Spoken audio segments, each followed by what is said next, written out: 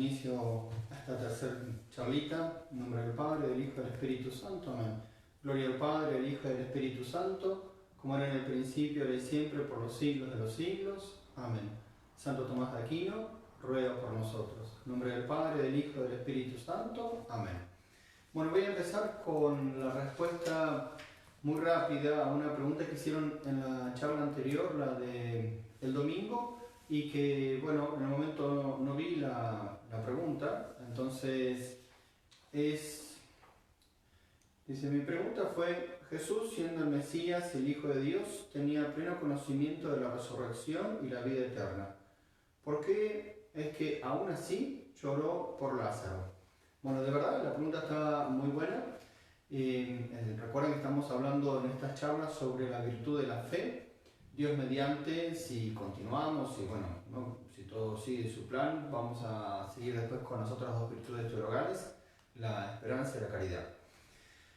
Aquí, en el caso de Jesucristo, es una situación especial sobre la fe, porque Jesucristo no tenía fe. Y entonces, porque justamente por ser Dios, Él conoce todo, no tiene fe, y en cuanto hombre, en cuanto naturaleza humana unida a Dios, a la persona divina, en eso que se llama unión hipostática, unión en la persona de Dios, él tenía lo que los santos tienen en el cielo, ahora que se llama visión beatífica. Entonces no tienen fe, eso lo vimos en la primera charla.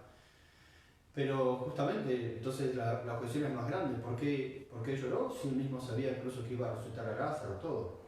Bueno, porque se da el misterio de la encarnación, que Jesucristo, siendo verdadero Dios, también es verdadero hombre. Entonces, en cuanto hombre, él sí experimentó la tristeza, como la va a experimentar después en un grado sumo en Getsemaní. También experimentó la sed, el hambre, el cansancio, el sueño. Porque si no hubiese tenido esas pruebas y esas experiencias, entonces no sería hombre. Y al no hacerse hombre, entonces no se hubiese realizado la redención. De hecho, por eso también el diablo lo tentó, porque él experimentaba la debilidad humana en otro sentido, no igual al nuestro, pero bueno, no corresponde ahora tratar eso, que será el misterio del Verbo encarnado. Pero bueno, en cuanto a hombre sí, y lloró también sobre Jerusalén. Recuerden que lo dice el Evangelio en dos oportunidades, al ver esa obstinación de Jerusalén y no escuchar el llamado, ¿no? Bueno, al menos puede servir, si se quiere, como para introducción. Y después eso puede algún día permitirnos ahondar más, como dije recién, en el misterio de la encarnación, del Verbo encarnado, que es algo que Santo Tomás también lo trata exhaustivamente y es inabarcable, evidente, ¿no? Seguimos entonces con la virtud de la fe. Vamos a continuar con unos artículos que trata Santo Tomás.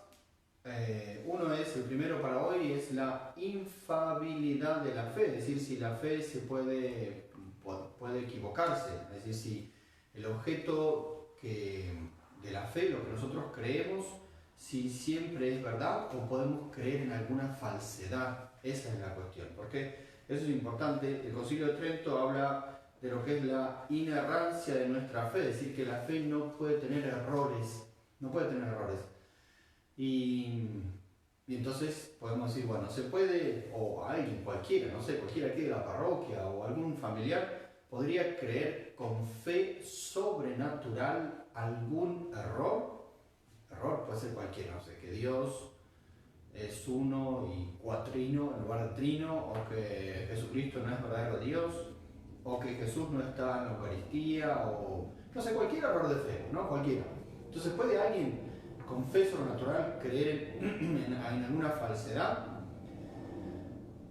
Que de hecho, ¿cuántas veces uno se encuentra con gente que está confundida, ¿no? Que no sabe a veces ni quién es Jesucristo, o no tiene una noción correcta de Dios, o no sabe lo que es la misa? Entonces, bueno, parecería que sí, que algunas personas tienen errores y pueden tener falsedad. Sin embargo, la respuesta es no. Es decir, porque presten atención, la pregunta es si se puede creer con fe sobrenatural. Por ejemplo, que Jesús no está en la Eucaristía. No se puede. Fundamentalmente por dos cosas. Primero, porque Dios es el que está revelando y por lo tanto Dios no va a revelar algo equivocado. Y segundo, porque Dios tampoco puede engañarnos.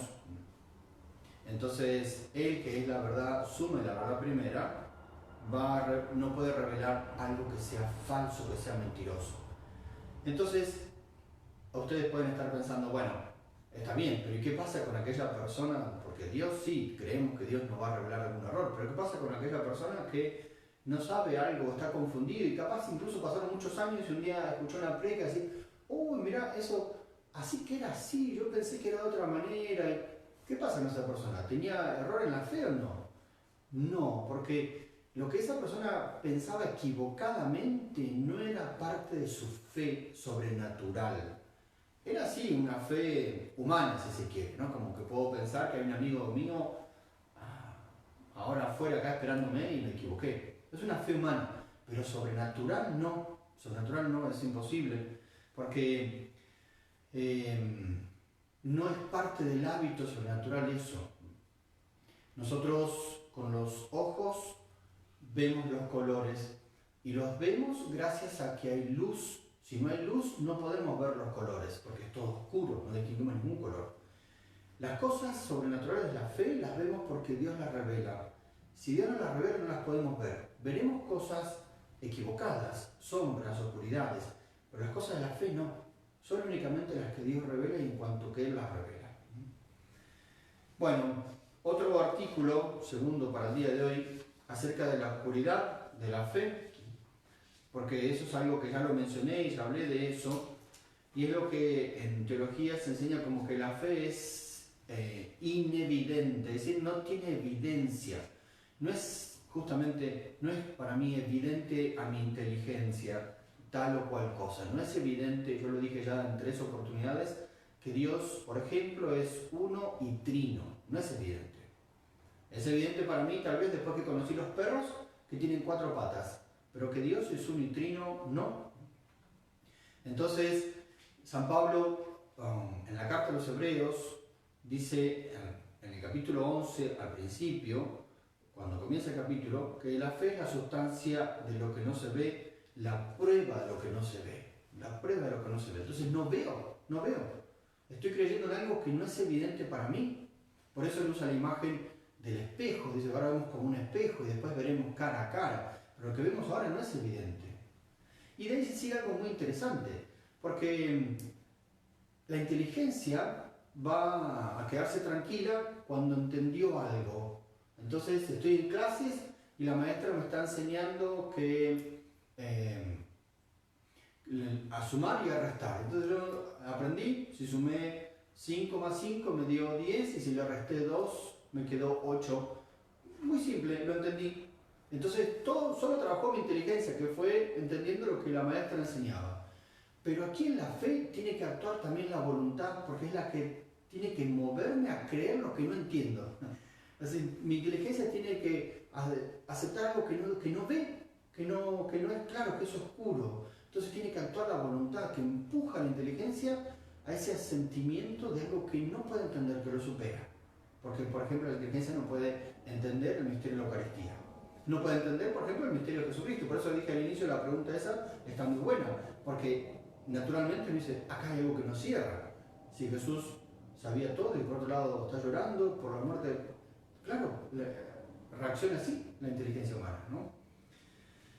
Entonces, y bueno, ¿y por qué se da esto? Porque los objetos que nosotros creemos, de la fe, son objetos que nos trascienden, absolutamente, son inaccesibles y que solo los vamos a ver después cuando lleguemos al cielo, Dios mediante, con eso que yo ya mencioné 2 veces, que se llama la luz de la gloria, lumen glorie o visión beatífica, que es una gracia especial que Dios concede a mi inteligencia para que ya pueda ver a Dios cara a cara y todos sus misterios. Bien, una especie de corolario a esto, así como un agregado a esto que estamos diciendo, Santo Tomás dice algo muy interesante. Niega que lo que nosotros creemos por fe, los objetos, las verdades que creemos por fe, sean también verdades que estén dentro de la ciencia, que sean objeto de la ciencia. Por ejemplo, La biología estudia a todos los seres en cuanto son vivos, ¿no? En cuanto tienen un desarrollo, un crecimiento. La medicina estudia el cuerpo humano en cuanto justamente es toda su confección y todo su desarrollo y organismo. La filosofía estudia al ser, ¿no? Y no sé, las matemáticas estudian los números en cuanto a números, independientemente si estamos contando manzanas o elefantes, le interesan los números. Pero ninguna de las ciencias puede estudiar las verdades de la fe, porque la fe está por sobre encima de la ciencia. Las ciencias parten de principios que son para el hombre conocidos, de principios evidentes. Por ejemplo, el todo es mayor que las partes. Una pizza completa es más grande que una porción de pizza. Entonces a partir de ahí tengo que empezar a analizar, bueno, cuántas porciones caben en la pizza, va a analizar el matemático, el que estudia geometría estudiará la forma de la pizza, y en fin, pero parten de principios evidentes. En cambio la fe está por sobre encima de eso. Nada es evidente para mí, nada es evidente, nada. Entonces, lo que yo creo no lo puedo conocer por la ciencia, salvo algunas verdades que son más bien de orden natural. Por ejemplo, que mi alma es inmortal. Eso lo puedo conocer filosóficamente, lo puedo demostrar, o incluso la existencia de Dios. No puedo demostrar que Dios es un trino, pero sí puedo demostrar que Dios existe. Y entonces si yo por mis estudios voy demostrando que mi alma es inmortal, que Dios existe, etc., acerca de esas cosas que voy estudiando ya no tengo fe. No tengo fe, porque ya lo sé, ya lo entendí, lo capté, lo entendí como 2 más 2 es 4, igual, con la misma perfección. Entonces ya no tengo fe, solo tengo fe de las cosas que no entiendo, las que me superan, las que son de Dios.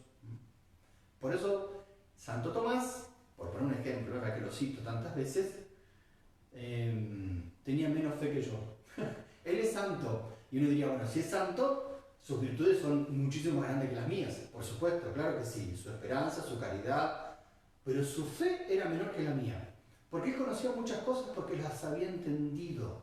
Y en cambio, como mi inteligencia es mucho menor a la de Santo Tomás, la nuestra es mucho menor a la de Santo Tomás, entonces hay muchas cosas que no entendemos, pero las creemos. Él lo que entendió ya dejó de creerlo. Es como, vamos al ejemplo humano. Si me dicen que mi amigo está acá afuera esperándome, lo creo. Si voy afuera y lo veo, ya no lo creo más, porque lo vi. Ya estoy con él, lo escucho, hablo, lo abrazo. Ya no lo creo, lo vi. Las cosas que entiendo también. Bueno, por eso que en una parroquia, cuando vienen a misa, hay personas que creen algunas cosas y otras no las creen. Hay otras personas que no creen eso, porque ya lo entendieron alguna vez. Por ejemplo, entendieron que el alma es inmortal. Y otros lo creen porque le enseñaron cuando eran chiquitos, iban a catecismo, le enseñaron que el alma era inmortal, y ahí les quedó esa verdad y no lo dudan. Pero no saben por qué es inmortal, no pueden explicarlo. Solo lo creen, solo lo creen. En cambio, otros que sí pueden explicarlo. Están los dos en la misma misa, los dos sentados en el mismo banco. Uno tiene fe acerca de la inmortalidad del alma, el otro no, porque lo entendió. Puede demostrarlo filosóficamente que el alma es inmortal. Vamos a otro artículo. La proposición de la fe en artículos. La proposición, o sea, presentar la fe en distintos artículos, como vamos rezando nosotros en el credo. Entonces Santo Tomás se va a preguntar si está bien que la fe sea dividida en artículos, ¿no? Por ejemplo, creo en Dios Padre Todopoderoso, Creador del cielo y de la tierra, creo en Jesucristo. Son distintas verdades que vamos profesando, ¿no? En el credo, siempre en la misa del domingo. San Tomás se pregunta si está bien que lo dividamos, si está bien el número de esas verdades y si están bien expresados, además. ¿Por qué? Porque nosotros vamos diciendo un credo largo, nos demoramos ahí un momento para decirlo, pero la verdad que Dios es una sola, no se divide en muchas verdades. Creo en Dios, que es Padre, ¿no? Creador, etc. No se divide en muchas partes. La verdad es una sola.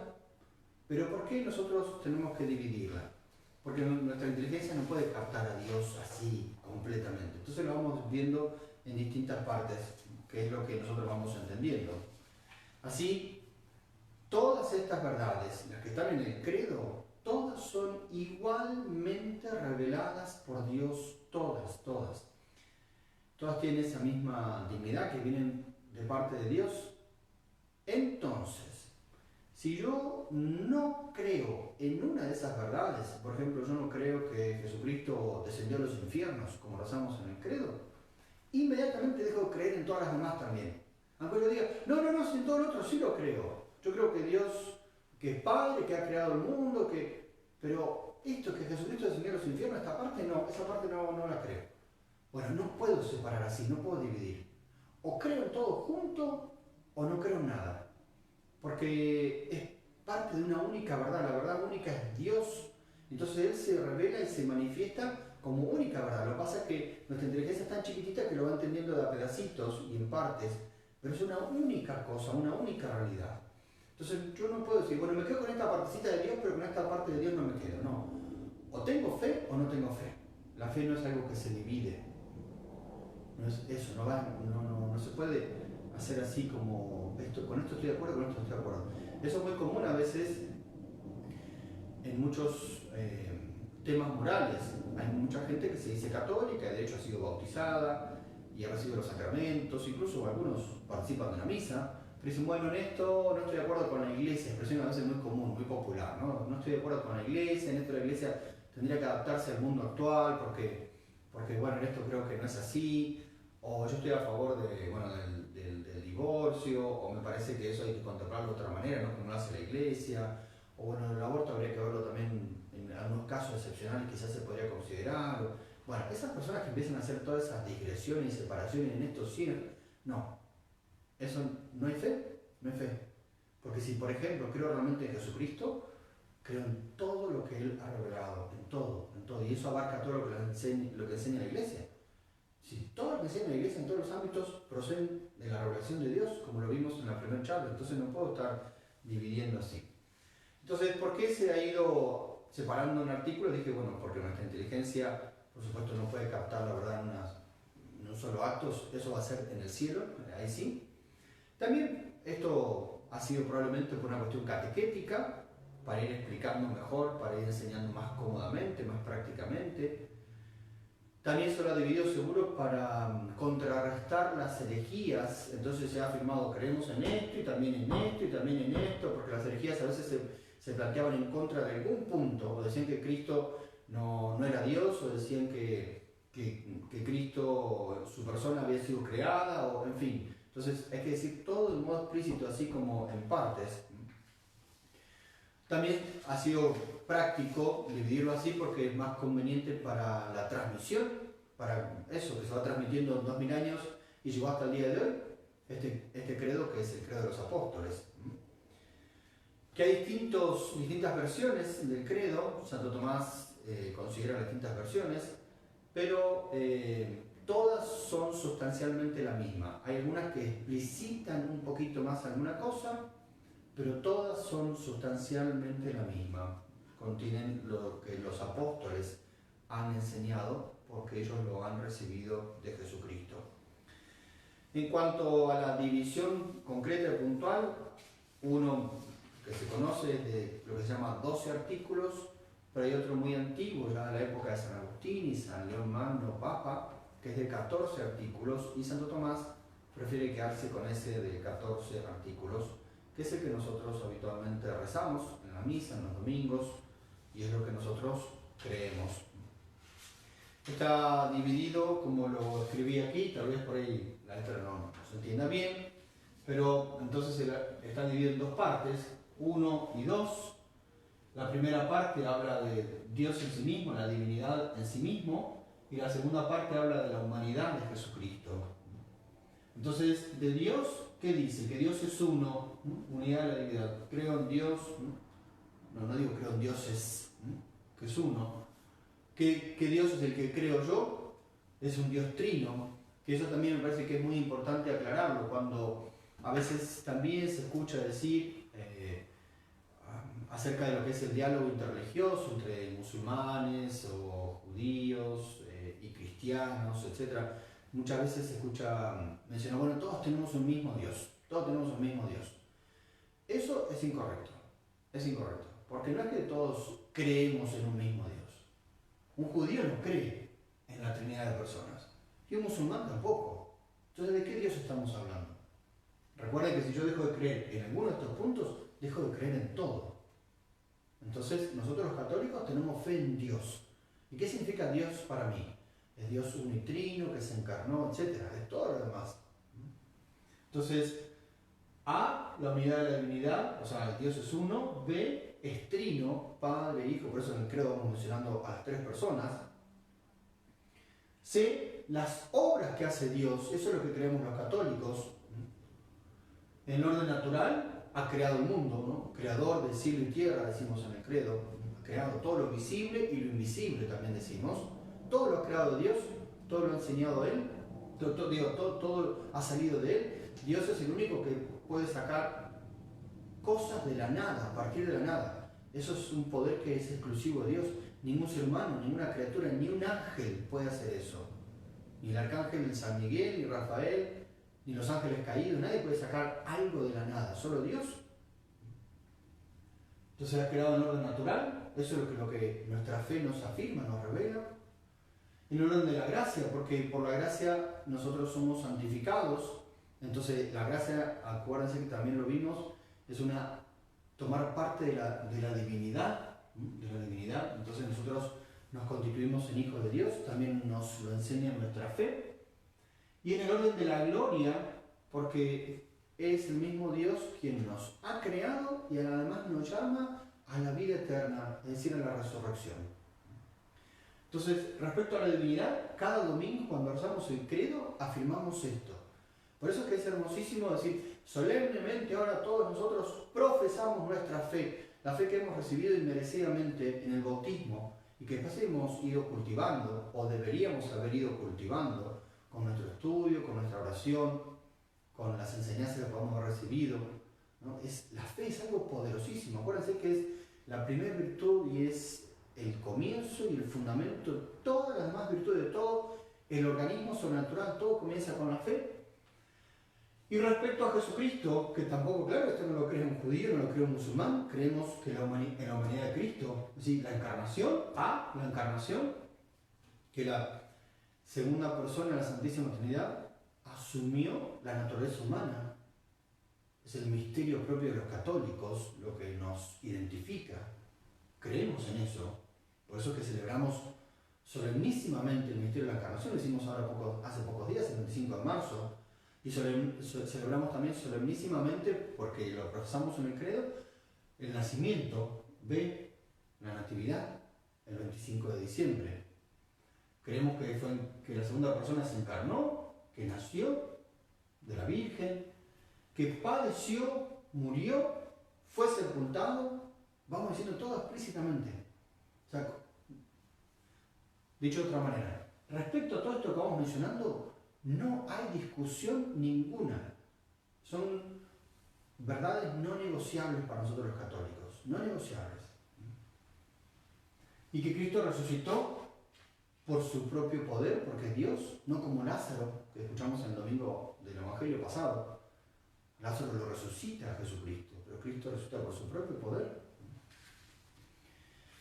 Y que ascendió por su propio poder a los cielos, a diferencia de la Virgen, que decimos que es asunta, ¿no? Es llevada. Cristo asciende por sí mismo.